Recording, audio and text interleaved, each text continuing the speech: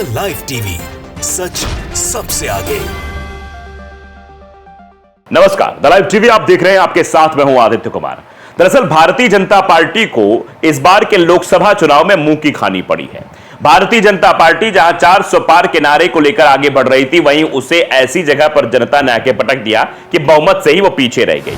और उत्तर प्रदेश में तो ऐसा हाल हुआ जिसके बारे में शायद बड़े बड़े नेताओं और विपक्ष ने भी कल्पना नहीं की होगी। तो भारतीय जनता पार्टी कितनी हार होगी, लेकिन हुई तो हुई, क्योंकि ये जनता की नाराजगी थी। तो लोकसभा चुनाव में भारतीय जनता पार्टी को तो डिफीट मिला ही है, अब राज्यसभा में भी एक बड़ा डिफीट मिल गया है। दरअसल राज्यसभा के 9 सांसद जो कल तक भारतीय जनता पार्टी के साथ खड़े दिखाई देते थे, या फिर यह कह सकते हैं कि वो एनडीए गठबंधन के सहयोगी बने हुए थे, अब वो अपने आप को अलग कर लेंगे और वो विपक्ष के साथ मिलकर भारतीय जनता पार्टी की खिलाफत करते हुए सदन में नजर आएंगे। अब आप समझ रहे होंगे कि वो कौन लोग हैं, तो चलिए आपको हम बताते चलते हैं कि वो सभी सांसद जो राज्यसभा के हैं वो बीजेडी के हैं, यानी कि बीजू जनता दल, यानी नवीन पटनायक की पार्टी। क्योंकि नवीन पटनायक इस बार ओडिशा का चुनाव हार चुके हैं, मुख्यमंत्री पद बीजेपी के पास चला गया है, यानी सरकार ओडिशा में भारतीय जनता पार्टी की बन गई है और नवीन पटनायक की पार्टी विपक्ष में आ गई है। तो विपक्ष की नैतिकता का धर्म निभाते हुए सिर्फ ओडिशा ही नहीं बल्कि पूरे भारत देश में या पूरे देश में अब विपक्ष का बड़ा रोल अदा करने की बात की जा रही है ओडिशा के पूर्व सीएम नवीन पटनायक के द्वारा। दरअसल जिस तरीके की चीजें पिछले कुछ दिनों से होती हुई नजर आ रही थी, भारतीय जनता पार्टी ये समझ रही है कि आने वाले समय में उसके सामने बड़ी मुसीबतें भी खड़ी होने वाली हैं, क्योंकि अभी विधानसभा चुनाव होने वाले, उन विधानसभा चुनाव में भारतीय जनता पार्टी कहीं भी स्टैंड करती हुई नजर नहीं आ रही है। खास तौर पे महाराष्ट्र और हरियाणा में भारतीय जनता पार्टी की हालत खराब है। ऐसे में अब एक और झटका लग जाना यह साफ तौर पर दर्शाता है कि अभी आगे बहुत कुछ होने वाला है, जिसमें भारतीय जनता पार्टी पूरी तरीके से फंसी हुई है। देखिए, लिखा हुआ है कि बीजेपी को बड़ा झटका लगा है, अब पूरी तरह दुश्मन बन जाएगा पुराना दोस्त। यानी भारतीय जनता पार्टी का जो पुराना दोस्त हुआ करता था वो दुश्मन की तरह व्यवहार करेगा, अपने नेताओं को मैदान में उतारेगा, भारतीय जनता पार्टी के कामों को और उनके द्वारा किए गए कृत्यों को उजागर करेगा, विपक्ष के सांसदों के साथ बैठकर आवाज उठाएगा। जो अभी तक ध्वनिमत के द्वारा कई बिल पास कर लिए जाते थे, वो अब ध्वनिमत के सहारे पास नहीं हो पाएंगे, क्योंकि शोर तो अब विपक्ष के पास भी है। राज्यसभा और लोकसभा दोनों जगह यह आंकड़ा बढ़ता जा रहा है और यह बीजेपी के लिए मुसीबत बनता जा रहा है। खैर, ये अलग तरीके की बातें हैं, लेकिन अब बात कर लेते हैं कि नवीन पटनायक ने अपने नेताओं को क्या क्या सलाह दी है, अपने राज्यसभा सांसदों को क्या कुछ कहा है, वो सारी चीजें एक एक करके हम बताएंगे ताकि आप स्पष्ट रूप से समझ पाएं। दरअसल देखिए, आर्टिकल जनसत्ता पर छपा हुआ है, जनसत्ता ने लिखा है कि बीजेपी को झटका, यानी बीजेपी को यह बड़ा झटका है, अब पूरी तरह दुश्मन बन जाएगा पुराना दोस्त। जो दोस्त कभी कंधे से कंधा मिलाकर चलता था, भारतीय जनता पार्टी के हर फैसले पर साथ हुआ करता था, उसके सांसद भारतीय जनता पार्टी के सांसदों के साथ सुर में सुर मिलाकर जोर जोर से चिल्लाते थे और विपक्ष की आवाज को, या विपक्ष था ही नहीं, वो जो थोड़े बचे सांसद थे उनकी आवाज को दबाने की कोशिश करता था। आज वही सांसद भारतीय जनता पार्टी के खिलाफत में जोर आजमाइश करते हुए दिखाई देंगे। पुराना दोस्त, पार्टी चीफ ने अपने सांसदों को यह दिया मैसेज। दरअसल नवीन पटनायक ने अपने सांसदों से कहा कि वो एक मजबूत विपक्ष बनकर उभरे और ओडिशा के हितों के लिए मुद्दे को उठाएं और ओडिशा के हितों की रक्षा करें। दरअसल जैसे ही ये बात कही गई, वैसे ही बात भारतीय जनता पार्टी के गले तले नहीं उतर पा रही है। राज्य में बहुत लंबे अरसे बाद नवीन पटनायक की पार्टी बीजेडी को विधानसभा में विपक्ष में बैठा दिया गया है, और यह हुआ है भारतीय जनता पार्टी के कारण। कभी बीजेपी के दोस्तों में गिने जाने वाले नवीन पटनायक अब विधानसभा में बीजेपी सरकार की कमियों को उजागर करेंगे। उन्होंने यही मैसेज अब अपने राज्यसभा सांसदों को भी दिया है। बीजेडी प्रमुख नवीन पटनायक ने सोमवार को अपनी पार्टी के 9 राज्यसभा सांसदों के साथ मीटिंग की। इस मीटिंग में उन्होंने अपनी पार्टी के सांसदों से कहा कि वो 27 जून से शुरू हो रहे राज्यसभा के एक सत्र में एक मजबूत विपक्ष बनकर उभरे। उन्होंने अपने सांसदों से ओडिशा के हित से जुड़े मुद्दों को सही तरीके से उठाने के लिए भी कहा।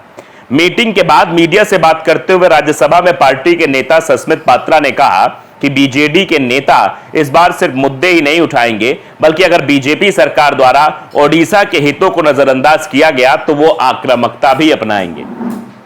यानी इस बार आर पार के मूड में बीजेडी के सांसद नजर आ रहे हैं।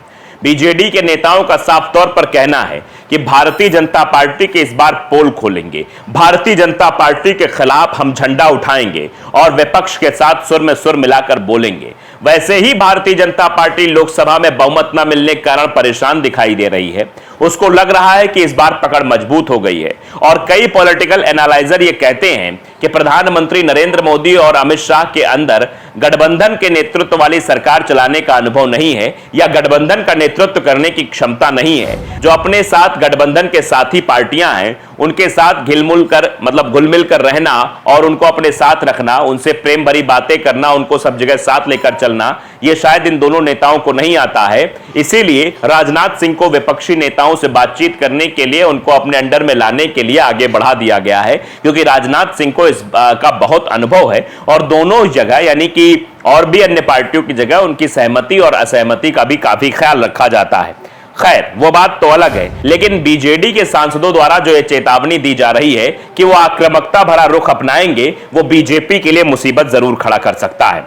दरअसल जिस तरीके की बातें हो रही, उन्होंने कहा कि बीजेपी सांसद राज्य के लिए स्पेशल स्टेटस के अलावा खराब मोबाइल कनेक्टिविटी और बैंक की शाखाओं की कमी से जुड़ा मुद्दा भी उठाएंगे। सस्मित पात्रा ने आगे कहा कि पिछले 10 सालों से ओडिशा द्वारा की जा रही कोल रॉयल्टी की डिमांड को सरकार द्वारा इग्नोर किया जा रहा है।